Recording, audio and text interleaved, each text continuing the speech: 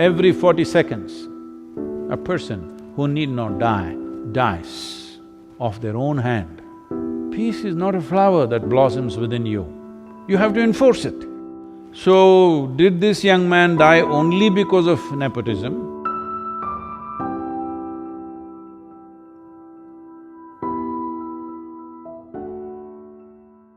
After the recent death of a Bollywood star, there is a lot of debate in the country about nepotism. Some people believe it is their karma that they are born into a certain privilege. Is this true? The Mumbai cinema scene lost a upcoming star. Well, you can always… and he committed suicide. Must be just over 30 years of age, I think, I'm not sure, I've only seen him now after his death, otherwise I had not heard or seen of him because I know very little about Indian cinema, I should say.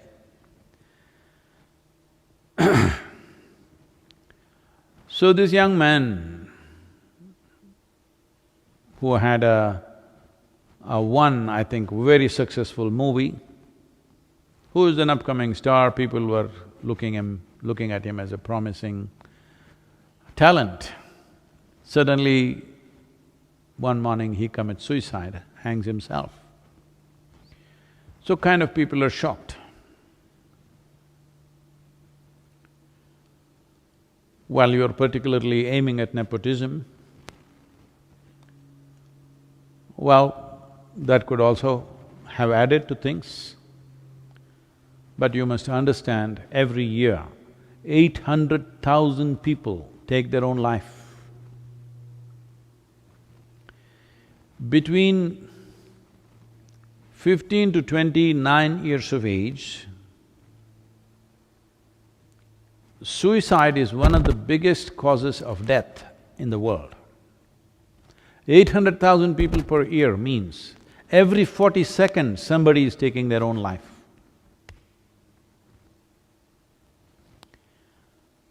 Why so many people want to take their own life? Because in terms of food, world is better organized than ever before. Very few nations in the world still suffer from starvation. All other places, 30% of the world's population is obese, that means definitely there is no starvation. But certain part of the world, another 30% maybe or another 20% in the world, unfortunately, are malnourished, a small number is towards starvation. In many ways, compared to any time in the history of humanity, our food is better organized. So that's not the reason for death, that people could not find food and they died. No, they're killing themselves, healthy people, well-to-do people are killing themselves. Why would any individual want to take their own life? You do one thing, go outside, find an ant. See, you try to trap him, try to act like you want to harm him. He will do everything possible to save his life, because that is the nature of life. An ant does not think, I'm just an ant, a worthless little ant, what is there if I die? That thought never occurs to him, because he is programmed by nature that life is the most significant dimension that's happening to him.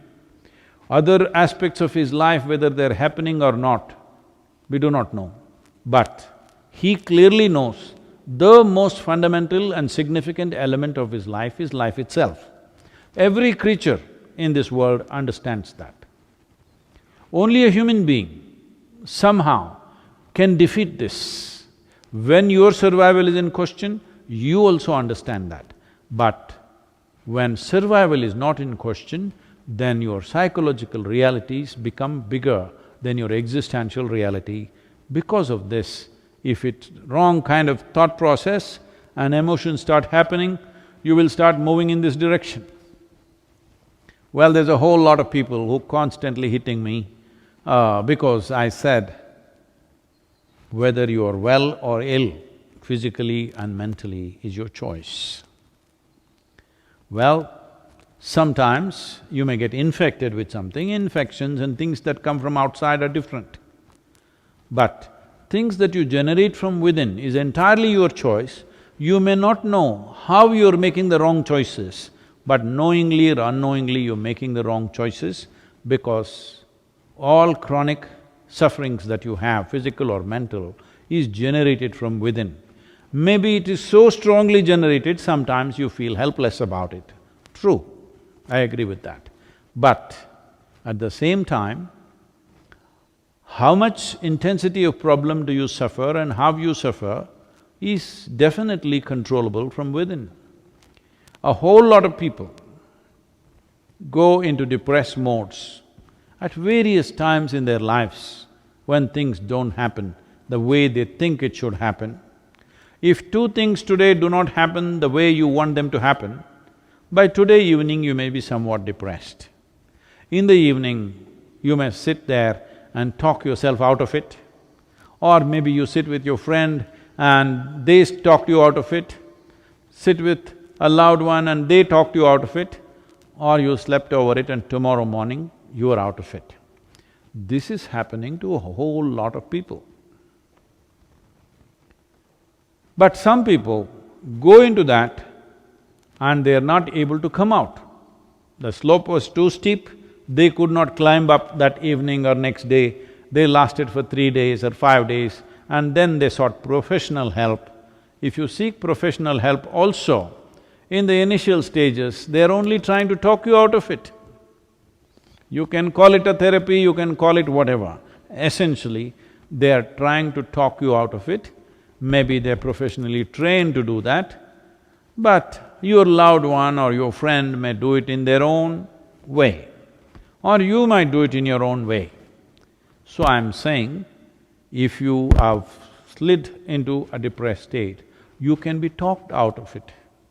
If somebody can talk you out of it, you can also talk yourself out of it. You must understand, staying sane is hard work, because going crazy is so easy. Staying sane in every kind of situation that you face is lots of work. Somebody was asking me this question about peace. Peace is not a flower that blossoms within you. You have to enforce it. You have to enforce it, you have to make sure that you're peaceful. Otherwise, when things that you don't like happen around you, if you're exposed to the world as I'm exposed, 90% of the time, things that you don't like are happening all over the damn place. So to lose your peace is very, very easy unless you learn how to enforce it. That means you've taken the faculties that you have into your hands. If your faculties of thought and emotion was in your hands, you would not go into depression. Well, why you went to depression, in what different ways circumstances pushed you into that is a questionable thing. In every family, when suicides happen, somebody will be feeling guilty about it because they think, oh, maybe I should not have said this. If I had not said this, it would have not happened. We don't know, maybe somebody else would have said it. Many parents have come to me like this, not one or two, many, where their teenage children have committed suicide just because they said something, you know. They said something little strongly at a certain moment because they're not studying properly or they're not behaving properly or one little push and they just went and took their life. Parents are living with that suffering for the rest of their lives because they keep on thinking it's because of me, I shouldn't have said it. But there is no such thing that you can say all kinds of things and nothing will happen. At one moment you say something and somebody could do this because all they needed was that little trigger. So, did this young man die only because of nepotism? I don't know. I don't know the man, but I don't think so. But did that also play a role?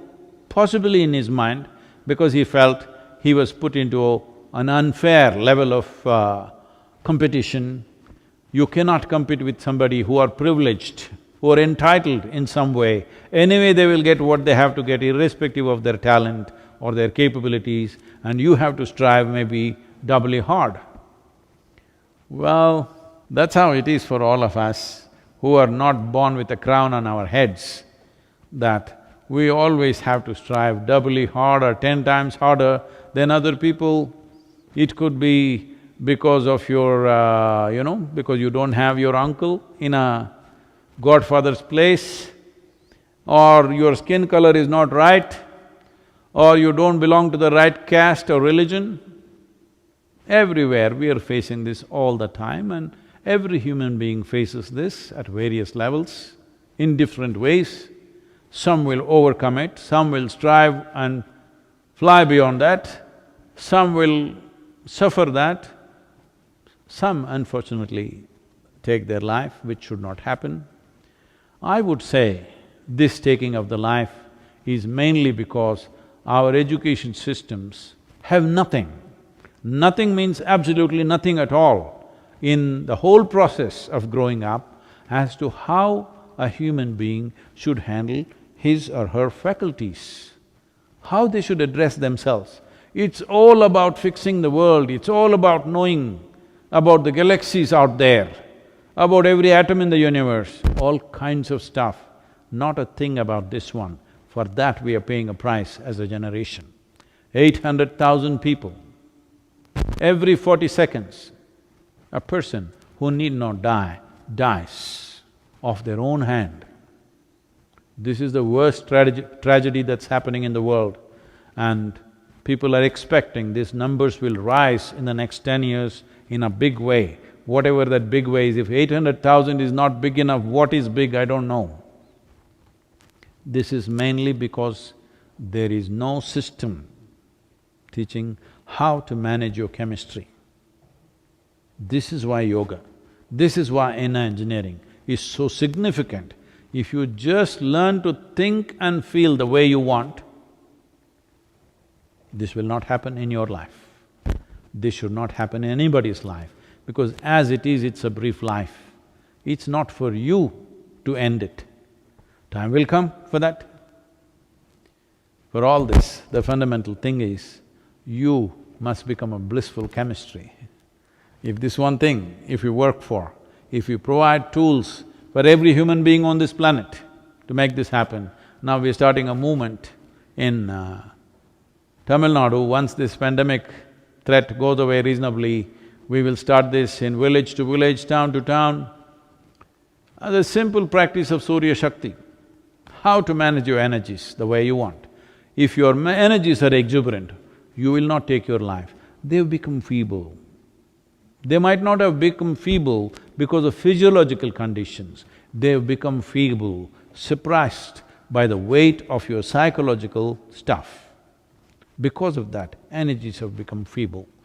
If you had just learnt how to think and feel the way you want, this would never occur to you in your life. This must happen, that whether everybody will attain to their ultimate or not, we do not know. We will strive, but everybody, this much must happen, that their experience of life in whatever little things that they're doing in their life must be pleasant. This we can definitely achieve. If every one of you stand up and strive, this is very much possible that we can create a generation where their experience of life is pleasant. They need not imbibe any chemicals in the form of drugs, alcohol or this or that. Simply to sit here peacefully and blissfully, every human being should be capable of this, because this much awareness and intelligence is invested in every human being.